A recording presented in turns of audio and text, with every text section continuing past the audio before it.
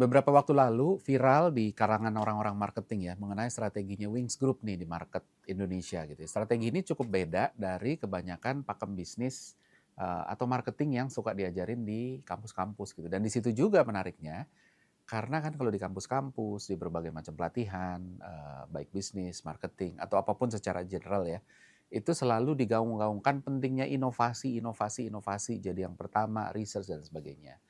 Nah, seolah-olah teori ini dimentahkan oleh strateginya Wings yang selalu konsisten untuk jadi follower. Coba jarang banget atau mungkin hampir nggak ada. Saya sih nggak pernah nggak inget ya satu brand pun dari Wings Group yang dia jadi yang pertama gitu. Kebanyakan memang marketnya udah ada, udah besar, udah ada market leader, terus dia baru masuk gitu. Dan itu tadi menariknya bahkan di berbagai macam produk kategori nggak jarang Wings itu berhasil jadi market leader walaupun dia masuk sebagai follower. Atau setidaknya kalau dia nggak jadi market leader pun, market share-nya itu nggak bisa dibilang kecil. Lalu mulai banyak nih pebisnis dan praktisi bisnis yang mulai berpikir untuk ikut-ikutan, yaudah kita ikutkan kayak Wing saja jadi follower saja ya. Nah pertanyaannya benar nggak ini bisa applicable buat semua? Halo, saya Ignatius Untung, selamat datang di Marketing.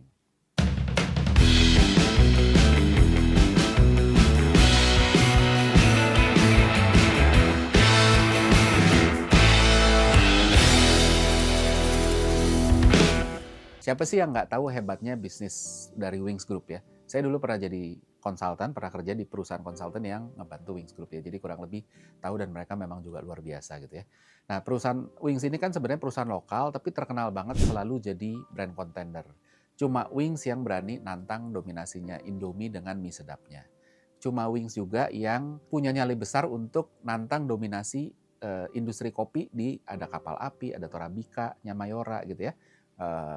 Dengan dia masuk dengan top coffee-nya. Company-company gede seperti Unilever itu juga udah ngalamin hebatnya Wings dengan bersaing di market gitu. Soclean versus Rinso, Daya versus Surf, Softener Soclean versus Molto, Mama Lemon nantangin Sunlight gitu ya. Dan terakhir juga mereka adu nyali juga dengan nantang dominasi Aqua yang udah dari dulu banget, dari zaman kita kecil mungkin ya. Aquanya Danone, Primanya Sosro, Le Mineralenya Mayora, mereka keluarin lagi AMDK dengan merek Aquaviva. Jadi kerjaannya nantangin aja yang raksasa-raksasa tuh ditantangin semua. Nah, banyak pengamat marketing yang menyimpulkan bahwa strategi Wings Group itu yang sebenarnya sukses ini adalah ATM. Kalau ATM yang umum itu kan amati, tiru, modifikasi. Nah, terus diplesetin, dia bilang amati, tiru, murahin. Karena mereka senang banget main pricing strategi jual lebih murah. Jadi apapun kategorinya, ketika dia lihat besar, dia amati, terus habis itu dia berusaha meniru dan mencari keunggulannya. Oke deh, kita kasih keunggulan, walaupun keunggulannya nggak harus sesuatu yang signifikan atau tangible sekali ya, tapi ada lah gitu sedikit keunggulannya. Lalu dorong dengan strategi harga yang murah untuk menggoda konsumennya pesaing. Dan kalau dilihat, emang nggak sedikit produk Wings yang punya market share cukup signifikan. Nah, strategi ini cukup bikin tergiur banyak pebisnis. Daripada mahal-mahal inovasi, karena inovasi itu nggak pernah murah ya. Selalu mahal, harus research dulu, buka market itu juga nggak pernah murah juga, gitu kan. Nah, jadi ada yang mulai berpikir, kita ikutin aja. Pertanyaannya, apakah semua perusahaan dan brand bisa ngikutin strategi ini untuk berhasil? Kita lihat deh, apa sih yang bikin strategi ATM ini berhasil untuk bisa assess apakah konteks dan resource yang dibutuhkan untuk berhasil ini kita punya apa enggak, termasuk perusahaan Anda semua. Yang pertama, Wings itu bisa sukses dengan strategi ATM karena mereka punya pricing advantage yang juga kuat. Salah satu strategi yang banget konsisten dilakukan sama Wings ini kan selalu main harga. Kasih harga lebih rendah dari harga pesaing. Dan ini cuma bisa dilakukan ketika ada 4 pilihan. Pertama, punya strong bargaining power to supplier. Kalau kita pakai teorinya Porter 5 Forces, dia punya bargaining power yang kuat ke supplier. Dan ini cuma bisa didapetin ketika punya hubungan baik sama supplier, punya volume yang besar sehingga dia bisa nawar lebih murah. Gitu ya. Kalau ininya nggak bisa, maka dia nggak bisa nawar tuh harga ke supplier. Yang kedua adalah cost efficiency yang bisa dikejar dengan bisnis proses yang sangat lean dan efisien. Mirip kayak gimana low budget airline yang bisa mengefisiensikan operasional dengan idle time pesawat yang lebih pendek, productivity pesawat lebih tinggi. Satu pesawat kalau airline yang full flare ya, dia misalnya terbang cuma misalnya 6 flight atau 8 flight. Kalau dia bisa 12 flight sehingga productivity-nya tambah tinggi. idle time-nya dipendekin sehingga bayar parkir di bandaranya lebih rendah, lalu bisa dapetin konsumen atau penumpang lebih banyak dan sebagainya. Begitu juga dengan sales commission yang juga bisa lebih rendah sehingga cost efisiennya tercapai. Opsi ketiga adalah ekspektasi margin lebih rendah, di mana semua perusahaan harusnya bisa, tapi resikonya tinggi karena ketika marginnya rendah, volumenya terus habis itu nggak dapat, maka pada akhirnya keuntungan juga jadi sedikit buat bisnis. Nah, shareholder mau nggak punya ya profitnya segini, jadi kayak kerja thank you doang gitu kan, capek doang, untungnya nggak seberapa. Yang keempat, kalau ini bisa dicapai, pricing ini ketika resource-nya berlimpah, sehingga cost bisa di-share dengan produk lain yang juga menggunakan resource yang sama. Nah, Wings ini punya beberapa dari 4 ini minimal gitu ya. Mereka punya resource berlimpah, mereka cost efisien, mereka punya strong bargaining power pasti gitu ya. Margin saya nggak begitu tahu karena itu internal, tapi dugaan saya juga kayaknya mereka bisa bermain-main dengan itu. Pertanyaannya buat kita yang mau ikutin strategi ini, kita punya nggak keistimewaan-keistimewaan ini untuk supaya kita bisa taruh harga lebih rendah, kan gitu ya. Yang kedua adalah mereka bermain di kategori low involvement. Nah ini yang paling penting. Jadi banyak orang kayak bilang, oh kalau gitu kita ikutin Wings saja. Padahal ini sebenarnya jadi salah satu yang nggak semua produk itu bisa masuk ke sana. Yaitu kategori produk yang dimasukin Wings itu kebanyakan low involvement. Low involvement ini kan sebenarnya adalah produk yang pengambilan keputusan pembeliannya itu nggak ribet, nggak panjang. Brand biasanya nggak terlalu jadi pertimbangan utama. Jadi nilai tambah tapi bukan yang utama. Karena biasanya harganya murah. Jadi kalau gagal pun ya udah nggak nyesel-nyesel amat. Lihat aja, ada sabun cuci piring, deterjen, sampo, sabun, pasta gigi, AMDK, air minum dalam kemasan, kopi saset. Kan produk-produk gini kalau kita salah beli juga kita nggak sampai nyesel, guling-guling, nangis semalaman kan enggak. Ya udahlah gitu kan. Sehingga bisa dikatakan bahwa Wings ini memang bermain di kategori low involvement. Switching barrier-nya rendah kategori low involvement itu. Jadi orang gampang banget dipindah. Tadinya pakai brand A, sebelah nawarin harga lebih murah, dia bisa dengan pindah gitu. Apalagi kalau kualitas produknya tuh mirip-mirip gitu ya.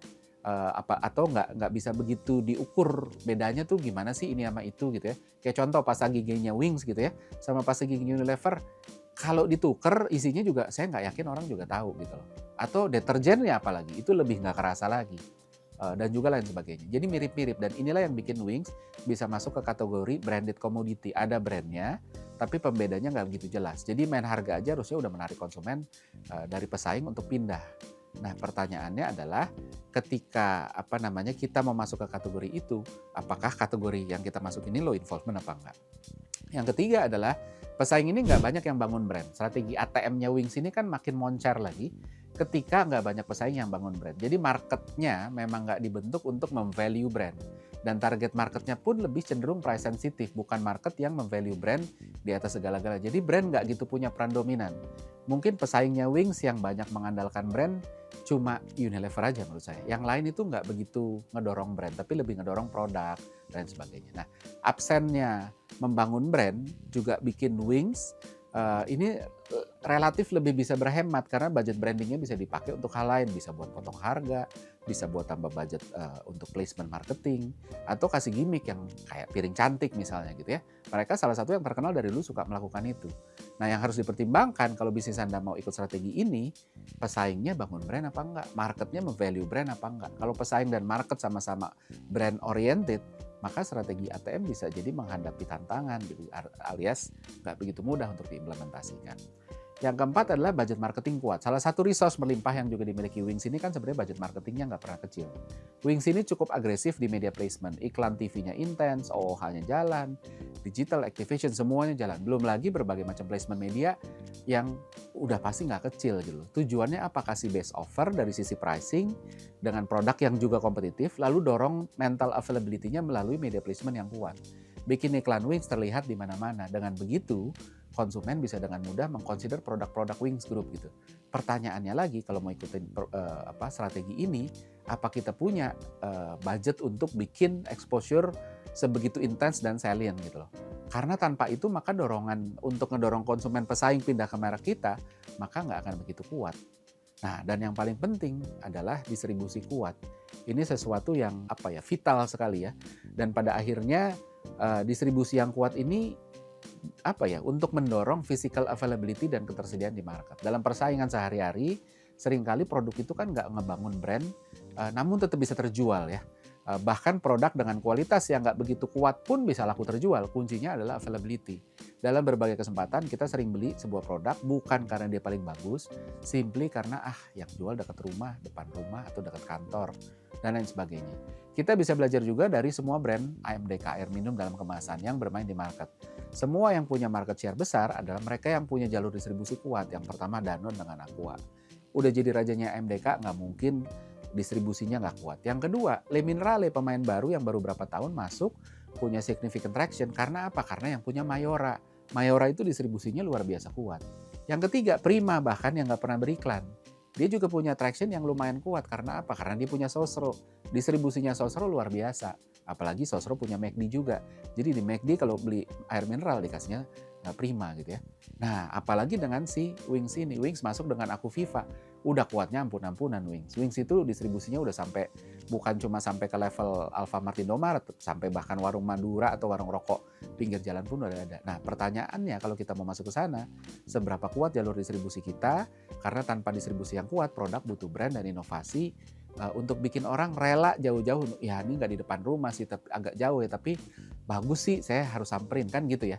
Tapi kalau nggak ada inovasinya, nggak ada sesuatu yang menarik, akhirnya ya ketika distribusinya nggak kuat, orang jadi nggak mau gitu. Makanya keunggulannya punya distribusi kuat adalah produk nggak bagus pun akhirnya juga jadi bisa laku. So kesimpulannya apa? Semua penjelasan tadi itu kan sama sekali nggak mendiskreditkan Wings ya, tapi justru memuji kejeliannya. Karena mereka sadar betul market seperti apa yang dimasukin. Low involvement product, unbranded competition, low switching barrier. Sementara mereka sadar mereka punya kekuatan harga, marketing budget, distribusi. Maka mereka nggak buang-buang waktu untuk jalanin prinsip bisnis yang seringkali diajarin di kampus yang sebenarnya nggak begitu applicable di bisnis ini. Ada cara cepatnya, ada cheat sheet-nya lah gitu ya, ada cara curangnya dalam tanda kutip untuk bisa bermain di sini. Jadi mereka bisa skip inovasi, branding, dan lain sebagainya. Fokus aja sama ATM, nggak buang-buang uang untuk R&D, innovation, nggak buang-buang uang untuk buka pasar, tunggu aja biar pesaing yang buka pasar, nanti kita tinggal ikutan main di sana, begitu udah terbukti, langsung masuk. Yang harus hati-hati, nggak semua brand bisa mengikuti strategi ini. Butuh resource yang cukup dan kecocokan market, tanpa itu pada akhirnya jadi bunuh diri. Oke, seperti biasa ada kuis, pertanyaannya sebagai berikut.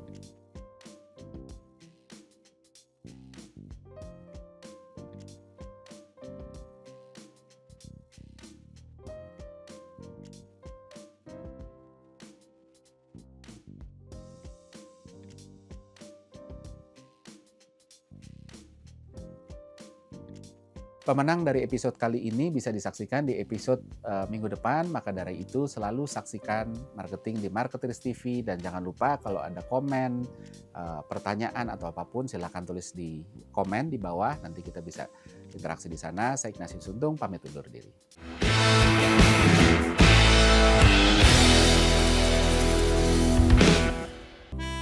Gimana, bahasannya menarik bukan? Anyway, kalau ada yang punya ide atau request tentang apapun topik yang pingin dibahas dari perspektif behavioral science for marketing, komen di kolom komentar, nanti kita akan bahas. Dan jangan lupa subscribe Marketers TV dan nyalain loncengnya supaya nggak ketinggalan insight menarik seputar marketing dan bisnis.